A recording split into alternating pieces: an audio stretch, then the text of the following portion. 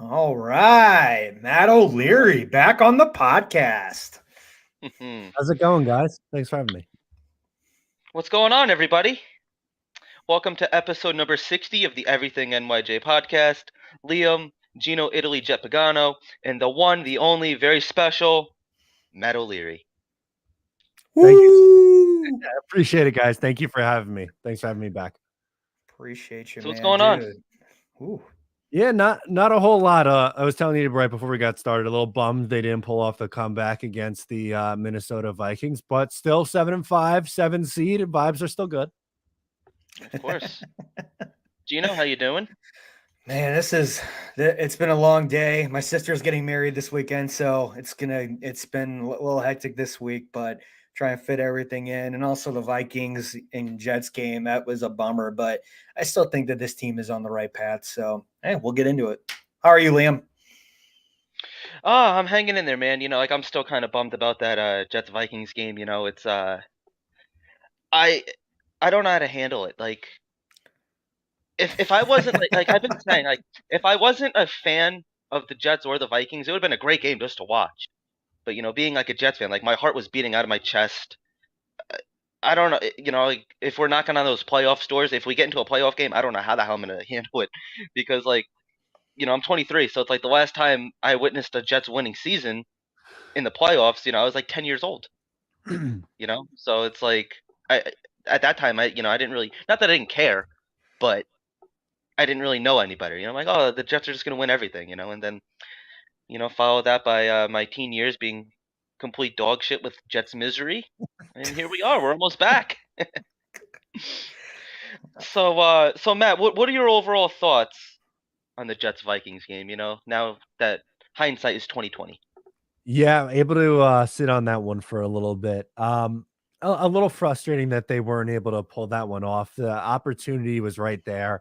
For me, it really just comes down to a few things. The red zone, they weren't good enough. They were, I think, 1 for 6 with scoring touchdowns in the red zone, settled for too many field goals. And I thought the play calling inside the red zone was really the biggest thing. They moved the ball a lot and they had almost 500 yards of offense. So it wasn't all bad, but just for whatever reason, when they got inside the 20s, things got a little too cute for my liking. And on fourth down, I know it didn't work to Braxton Berrios, but the ball was right there. It was a ball that he catches probably 99 times out of 100. So, sometimes you got to just tip your cap. And the Minnesota Vikings are a great team. They're 10-2 for a reason. I know a lot of people were discrediting them for some of their performance this year, but I think that's a really good football team over there, and the Jets hung tough with them. So I guess you could take that as a moral victory. Yeah, absolutely. He was saying a lot of the players were saying no moral victories, but it's like thinking back to like the beginning of the season, like this is what we wanted. Obviously, we wanted to win, but like, we're playing meaningful games in December. We're hanging in there with one of the best teams in football. Like no more like blowouts by halftime. Like we're in the game down to the wire. It could have gone either way. Maybe one more drive. Hey, you never know. So where we started to where we are now, you got to be happy with this team's growth. Gino, what do you think? Well, I mean, it's definitely a lot to go off of. Previously with the Patriots games, and if we would have won against the Patriots games, this would have looked different, a different Jets team, a different overall look. But right now, I think this is good enough to go on with Mike White and everything else going on. But it sucks because I feel like we still should have won that game. Wilson for me, like when we overthrew Wilson, I was like, oh man, I was like, oh geez. But overall, Matt, I was just wanting to get your thought on the coaching. How do you think the coaching is going so far? We could do special teams, defense, offense, and we can do Salah. How do you think they're doing so far? Yeah, I've been pretty impressed with the Jets coaching staff, and was starting with Robert Saleh, the head coach. I think he's really improved with his game management so far from year one into year two. I think that he's taken a step forward there, and I think it's obvious that guys like to play for him, which we knew last year, even though the team wasn't very good. But even with the influx of talent that they've overachieved this year. I think he's done a good job handling the quarterback situation. I'm sure we'll get into that at some point during the show. But he's had a lot of adversity and he's dealt with it, and I think handled it very well. Offensive coordinator with LaFleur has been up and down. I would say overall, I like Mike LaFleur. I think he's a good play caller, but at times I think he gets a little bit too cute. And I there's just little things, whether it's having an empty backfield in third and short situations, or not getting north and south in the run game sometimes. I think those are all fair critiques of him, but overall, I think he's done a pretty good job. On the chopping block was Jeff Ulbrich early this year, but he really turned that around. With pretty much this defense has been completely different ever since week 4 onwards. And special teams, I mean, Brent Boyer's like, I always make a joke that he's like the cockroach. He just survives every change that ever is. If there's a nuclear attack, it's gonna be the cockroaches, and Yeah. him still kicking around after all these changes. But he's such a good special teams coach. And you see it week in and week out. They are normally pretty close to perfect on specials. Absolutely, man. Absolutely. And with his coaching staff, like especially like Robert Saleh, he's just like such a genuine guy. Like he's just so likable. Just like a complete 180 from Adam Gase. Like, he even came out and he publicly said, "I like being this team's football coach." It's like, dude, I love having you as my head coach. Like, sign me up. 10 years, at least 10 years. It's like, I just want to see him continue to grow because he's such a likable guy. Like, even if I wasn't like a Jets fan, like I'd still be like cheering for him. It's like I have a couple like other coaches. I like Dan Campbell too. I'm not really a big Lions fan, but it's like there's other coaches. If I wasn't a Jets fan, like I'd still cheer for like Robert Saleh. I just think that he's a great head coach. But you did mention the quarterback a little bit. So what are your overall thoughts on Mike White? Do you think that there's like quarterback controversy? Is there a situation in which we go back to Zach this year? What are your thoughts on the quarterback position overall? Yeah, I don't really think there's much of a controversy right now, because I think with how Mike White's played, I think he's going to continue to play. And like Robert Salas said, he's going to take it week to week. But at this point, I'd almost be surprised if they went back to Zach Wilson, unless something like catastrophically wrong happens this upcoming week against the Bills. That's the only, like, if Robert Saleh was really dead set on bringing back Zach Wilson this year, after a 2-game losing streak and a softer landing spot against the Lions would probably be the only time that they could do that. But I don't think they do. I think they play Mike White the rest of the year. And we'll see. The first 2 games have been really good from him. I was thoroughly impressed against the Bears, and I thought he was pretty solid against the Minnesota Vikings. But this is a much tougher defense coming up this week, the Buffalo Bills versus, compared to the Vikings and the Bears the previous 2 weeks. So it's going to be a big test, and we'll see, just how far he can take this team. Well, absolutely. And like the other thing too, it's like, and I heard you mention like even like on your show today, I was listening to your podcast on my home from work. And you mentioned like if things go like terribly wrong, then like maybe that's like when you switch to Zach Wilson. But it's like, how wrong do things have to get? I mean, we saw Zach Wilson throw, have 2 yards of offense in the second half of football. It's like 3 interceptions. Like things have to go terribly, terribly wrong. That like I don't even think that like it's possible to get any worse than what Zach Wilson was doing. I don't see a situation in which you could bring him back this year. Um, I, I'm not in the boat of trading him. Like I think he's definitely going to be on the team next year. But I think it's fair to say that at least there'll be a competition for these two. Especially if we could sneak into the playoffs with Mike White, then we have to re-sign him. But like we're gonna worry about next year. But I mean, it's something to think about. Yeah, no doubt. I think, like you said, that's something that you could look at in the off season, and I agree with you. Um, I think it's naive to think Wilson's going anywhere. If they were to trade him, you have to eat some dead money there, or if you were just outright cut him, you'd have to eat some dead money. And obviously, the way things are going, I think you want to bring back Mike White, who's a UFA, but it seems like we're on the trajectory for a quarterback competition this summer. And again, we'll see how much of a competition it is. If Mike White continues to throw these 300-yard games every week, it might not be that much of a competition. Yeah. Right. Yeah. I agree. In your heart, do you see a situation in which Zach Wilson does turn it around? Like, is there any party that believes that like he can still be the guy? Yes, if he gets his fundamentals and his footwork down, I think he absolutely could be. He still only has 20 starts under his belt. So that's a little over a full season. Sometimes it takes a little bit of time. He is still a reclamation project, and that's why I think if he was to have a chance, it would be because he gets his the mental and the footwork and mechanics down in an off season. I don't think that's something you could really change in like a week or two if they were just Mhm. to bench him and then bring him back. Um, but I mean, yeah, Rosales says that there's a reason why he was taken second overall. He's still a young player. I think there is a chance that he figures it out. It doesn't look good right now, and obviously Mike White's the better option at this time. But I mean, Mike White a year ago versus Mike White now is a lot different of a player too.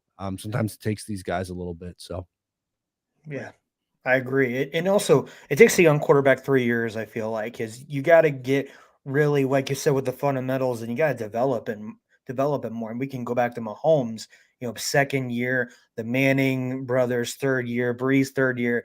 Sometimes it just takes a little bit more time. But I want to talk about the Bills. What do you think about this Bills defense? They got Wyatt and Poyer back. I know Von Miller's out for the year, and Milano's kind of it depends on what it's going to be like this week with Milano. But going up against the Bills defense now that we've won against them once, do you think it's going to be a little bit more difficult this game going into Buffalo? yeah, I really do. I think this is going to be an extremely tough game. And, the Jets proved me wrong the first time. I didn't think they'd beat Buffalo at MetLife, but beating a team of that caliber twice in the same season is incredibly, incredibly challenging. Now, I'm not saying, you just fold up shop and you don't even go, but I think obviously this team is good enough where they can compete with Yeah. anybody. It's just when you look at it matchup wise, like you said, defensively, they're getting some key guys back in Poyer, maybe Milano and White, I would imagine is going to match up with Garrett Wilson, who's just been on an absolute tear recently. Hmm. It's they're going to be a motivated team after losing to this Jets team just a few weeks ago. So huge, huge, huge test. Not to say that it's impossible, but I think it's a Right. very big challenge. Agreed. Can I go back to the quarterback real quick? You had mentioned that like Mike White this year compared to last year is much different. Is there anything specifically different that you have seen or noticed from Mike White? Uh, yeah, I think he has been able to get the ball down the field better this year. I think last year a lot of the stuff was more just underneath and dumping it off. Like when we saw like his best game against the Bengals last year, a lot of that like his average depth of target it was like 5 yards and in a lot of times. Michael Carter was really a big key factor in that game. When he was dumping the ball off, but this year he's made some really big throws down the field. I think the biggest criticism of him, last year was that he didn't really push the ball down the field, and he's done that a little bit more, and I think that kinda opens things up a little bit for what his ceiling could be. Absolutely. And it's like our offense, like obviously they're not, in the same realm as our elite defense, but it's like we're starting to see that we do have a competent NFL offense. Like, we're not a terrible offense. So it's like the goal is, obviously it's going to get better as time goes on. So it's really exciting to see what our offense can fully do with what we think is a competent quarterback under center. Yeah, no doubt, and I think that, you have to give LaFleur some credit with that. I know he's been the big target this week of criticism, and, I get it. I think he's struggled at times this year. He's still a young play caller himself, but, the last 2 weeks, they've had almost 500 yards of offense in each one of the games, and, I think it shows, the ceiling of what they could be with competent quarterback play consistently. Yeah. Yeah, I couldn't agree more. I'm gonna go more the running back room now because Michael Carter might be out, or I think no, he's back this week, like right Yeah, now. he's back. But Bam, what do you think about how deep this team is overall, and how deep the running back room is? Now we're seeing Bam Knight flourish, and even Ty Johnson even got some great touches in there, and we still haven't seen the full thing when it comes to James Robinson. What do you think of the running back room so far? It's incredibly deep. Bam Knight is someone who I thought looked really good in the preseason and thought, had a legit chance to make this roster as RB3 behind Brees Hall and Michael Carter. Facts. And then after a couple injuries, he ends up pretty much being the lead back the last couple of weeks from, not being active at all to being, the best back on the team. And, they traded for James Robinson for a reason. I think it was a good insurance policy. It hasn't really Mhm. worked out so far yet, but you can't really fault Joe Douglas for flipping, a 6th round pick that you got for Blake Cashman for, a 24-year-old Yeah. running back that has a 1,000-yard season under his belt. So even if it doesn't work out, like kind of just shrug your shoulders and go, okay, we were trying for insurance, but Bam Knight is he's an explosive player, and I think he shows you that that's someone that you want to keep around, going into next year. And the thought of a potential when Brees Hall is healthy with Michael Carter and Bam Knight too, that's really impressive. Yeah, we could be Agreed. looking at we could be looking at a three-headed monster next year. It's like I don't know if I'd want to bring James Robinson back next year. I think I'm comfortable. Even like Ty Johnson, I'm surprised he's still on the team. He's like almost like one of those cockroaches too, that just keeps coming back every year. I'd be very confident with Brees Hall because you don't know what Brees Hall is going to be next year. It's like historically we've seen players not come back the same after serious knee injuries like Brees Hall's. But I'd be cool with Brees Hall, Michael Carter, and Bam Knight. Yeah, All cheap running backs. You don't really have to pay anybody right now. Let them all develop. Why not? no, exactly. And they're all young, which is so important at the running back position. So I think that's exactly the way that they go in 2023. Yeah. Facts. I love that. Now I'm gonna go to so we got Max Mitchell. He's gone for Oh, the year. He went on the list for because I know Vinny Curry had something like kind of like what happened last year, but we knew it was more health. We don't know what's coming out with Mitchell yet. Now that he's out and we kind of put Fant in back in that position, and then we got LVT in there, Remmers. Are you worried about that right side with Fant in there, or do you think we got more depth and we'll be just fine? Honestly, I think the Jets are going to be fine because, Fant came Agreed. last week after not playing for a very long time. I thought he was good in relief of Max Mitchell. Um, you Agreed. know, Mitchell was someone who was really impressive early on as a rookie. Then he wasn't supposed to start the week against the Bears, but there's an injury, and then he comes in and looks pretty good. And then he gives up a sack early on in the game at right tackle against the Vikings, and then they make the switch to Fant. But I think it's worked well. And Joe Douglas is and Robert Saleh for that matter too has kind of hit all the right buttons on that offensive line. Nate Herbig wasn't supposed to be a starter, but I think he's been really solid at right guard. So I'm not all that worried about the right side of the line right now. yeah. Very good. I mean, the offensive line overall, it's been Joe Douglas had his work cut out with him with the offensive line, from Mekhi Becton and AVT getting hurt. It's been a roller coaster for this offensive line. It really has. It's crazy when you think about all the different players that have gotten hurt for this team and what the starting offensive line was supposed to look like, and all the different pieces that have gone through this year. Yeah. Yeah. Uh, So what are your overall thoughts? Jets heading into Buffalo, obviously a tough environment. What would your game plan be? Like would you do anything different compared to the last game? I feel like, especially like with Mike LaFleur, I feel like a lot of times he kind of abandons the run game too early. We did see a lot more of Bam Knight last week, like we had said, throughout the game. But I feel like sometimes he does abandon it a little bit too early. But what would your overall thoughts? Like, what would your game plan be? I guess would be a better question heading into Buffalo. Yeah, that's a really good question, and I think, what I would say is you have to stick with the run because of how, impressive it was the first time these 2 teams played. I was One of my favorite moments of this season actually was that final Jets drive against the Bills where they ran the ball almost every single play, and they just ran it at will down the throats of the Buffalo Bills. I think that could be a key of success. Now, obviously, if Matt Milano's back at linebacker and Poyer at safety, that's going to be a little bit harder to run the football. But mhm. I don't think the key to this game, like if you're saying what's a path to victory, if Mike White's throwing the ball almost 60 times against the Bills defense, that's probably not a good day. I would think the Yeah. Jets probably aren't coming out, winning the game. But if that number is closer to 30, then I think that means that you had a well-balanced attack on offense, which I think is what you have to do. I think it has to be closer to a 50-50 split than, dropping back 60 plus times. A big thing too, it's like, especially with defense, especially in the secondary, can we stop with the arm tackling? Like, oh my God, like I could think back to probably like 5 plays with Joyner where he's just arm tackling, he's like hitting guys with his forearm. It's just, oh my God, it pisses me off. It really does, man. Yeah, it's frustrating. If you had one critique of this Jets defense, it would be the open field tackling. I agree. The arm Yeah. tackling can get frustrating. Yeah.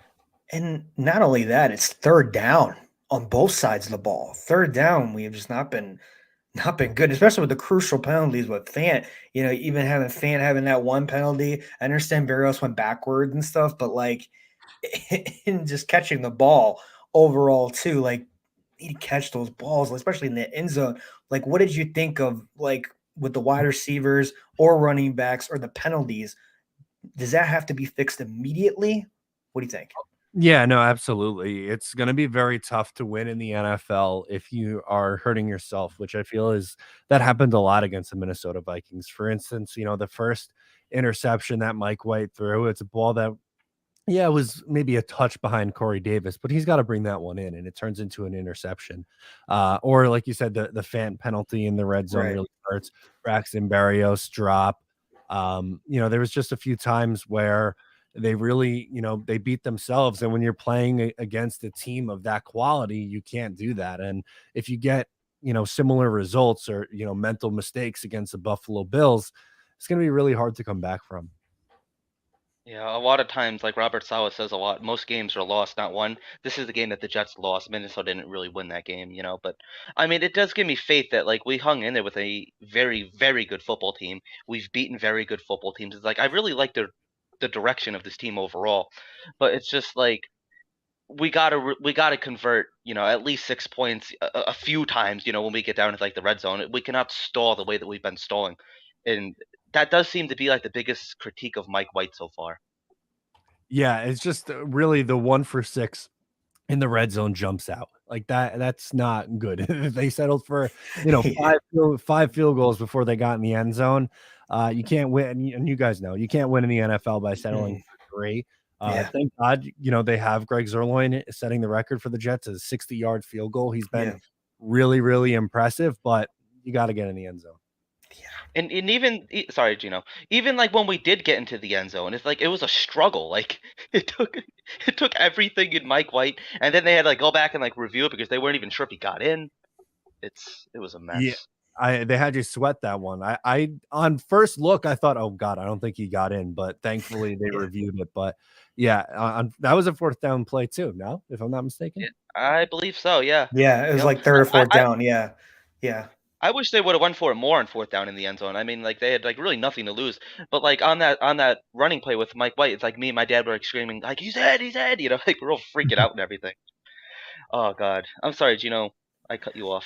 No, it's fine. I think also the refs haven't been good to us either, especially with the Patriots games. A lot of it's that, but a lot of it is the red zone. I've always said we got to get these tight ends more involved. I mean, you got Conklin, Uzama, you could put Rucker in there sometimes, Ebola in there. I know we don't have Kadri anymore, but like we have some good like red zone weapons. That's what I wish LaFleur would do a little bit better in. So then Mike White doesn't have a tell because you can tell he was going to run that in. Like, what do you think about that? Yeah, no, I'm with you there. I definitely think that there are, weapons that could be better utilized in the red zone. I think, for instance, like Uzama's really not utilized in the passing game a whole lot, but I think he would be a Right. good target in the red zone, just with his size. And we haven't seen a lot of Jeremy Ruckert, but with Tyler Conklin's struggles last week, maybe we see Ruckert active and getting him involved. The Mm, Jets have shown that they've, given some of these opportunities to the young players, and maybe it's his time now. yeah. Speaking of the rookies, do you have a favorite rookie, maybe like on offense and defense? Yeah, I mean, it's hard to choose just one because this draft class has been Right. I know so it's great. impactful. I know. On offense, I'm gonna go Garrett Wilson. That was someone that I really wanted the Jets to draft 10th overall, and I was so happy when they did take him with that pick. And he's looks like he's going to be a very special, special player. It's a blessing watching him week in and week out. And on the defense, I know it's the chalk answer, but I think you got to go with Sauce Gardner. He's Yeah. what he's done as a rookie is so so impressive. He's playing at an elite level, instantly at arguably the hardest position to translate at the next level.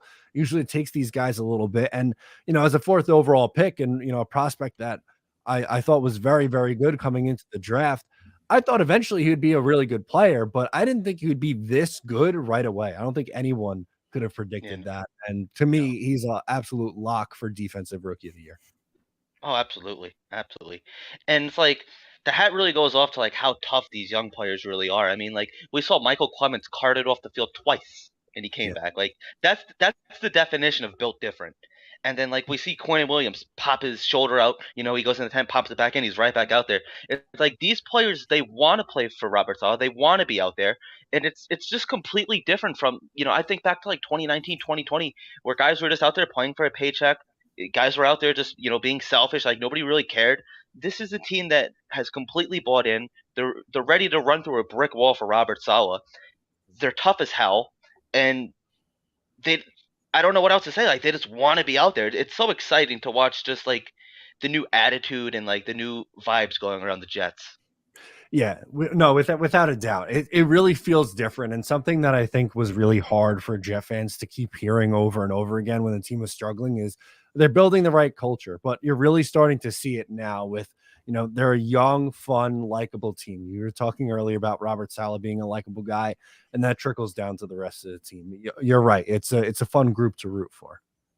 Yeah, Yeah. and not only that, it's a team that we can build off of to be ready for next year, to be ready for even be ready this year because we keep talking about playoffs and the next 5 games are going to be very, very, very frustrating because you got the Lions. Lions are fighting for a playoff spot. Seahawks, Miami, you got the Bills. Do you see us kind of squeaking into the playoffs a little bit, or do you think not this year? I definitely think they're making the playoffs this year. When you Okay. look at the competition, it looks like the Bengals and the Dolphins are ahead of the Jets right now. And I think it'd be tough for them to catch either of those teams. But the two teams chasing the Jets in the Chargers and the Patriots have a very difficult remaining schedule. And I think if the Jets take care of business and get to 10 wins, which I think is very likely for this team, I think that'll be enough to get them in. I don't think either the Patriots or the Chargers get to 10 wins. Yeah. So that would have them as a 7 seed. And look, all any Jet fan I know is asking was just give me competitive football in December. So if Yes. we give you not only competitive football, but then a playoff appearance, I think we all would be so ecstatic. Yeah, absolutely. Do you think Buffalo is starting to become a must win? No, I don't think Buffalo is a must-win game. It would be really nice to win the game, but Oh yeah, I think, absolutely. yeah, I think if you just you take care of business in your 3 remaining home games. I think it's 3 remaining home games. Whatever, your remaining home games, and then you gotta beat, um, either Seattle or Miami at that point, and I think you should, be able to do it. So my last question for you, Matt, is: do you predict the remaining schedule? Who do you think will lose to, and who do you think will win? Will win? Yeah, so, as of right now, I'm gonna say the Jets go 3-2 the rest of the way, which would put them at 10-7. I think they lose to, the Bills this week and Miami the last week, and I think they'll beat, Jacksonville at home, Detroit at home, and Seattle on the road. I like it. Yeah, I mean, like, I'd be really bummed out if we lost to Buffalo this week, but I am kind of expecting it a little bit. It's like I think that we do have the talent to maybe squeak one out again, but it's like the idea of sweeping the Bills, it just doesn't like sound right with me. Like, like I like it, I like saying it, but like believing in my heart, I'm kind of having a hard time doing that, to be completely honest. Yeah, I'm with you. Look, like, as I said, I would love it if they win. It wouldn't be the most shocking thing. They did it once already, but Right. it's just such a tough task to say, "Go beat that Buffalo team twice in the same year." That's big. It's awesome. Matt, are you gonna be going to any more games this year? I don't as of right now, no. We'll see if I pull a last minute ticket out of the way. But I someone who I prefer to watch the games from home. I feel like I miss too much when I go to the games, I um, do too. from being there. And I nerd out a little bit. I watch with my iPad, so I have like the stats next to me and stuff like that. And I take my notes. It's easier for me to cover the games from home, but I enjoy going to 1 or 2 games a year. But I think that's it for me so far. Right, right. All right, so we're gonna get ready to wrap it up. So, before we let you go, where can everybody find you on social media? Yeah, so you can follow along with me on YouTube or on social media at Matt O'Leary NY. We're talking New York Jets football every day. We like to keep it light and fun, so hopefully you follow along. No, absolutely, man. Like I listen to all your stuff to be completely honest. And compared to like the first time that we had you on to now, it's like you've grown so much. Like now you do this full time. So congratulations. Yeah, Thank you, guys. congrats. It really means a lot. Appreciate it, and thanks again for having me. Yeah, absolutely. Definitely. All right, everybody. So that's going to wrap it up for episode number 60 of the Everything NYJ podcast.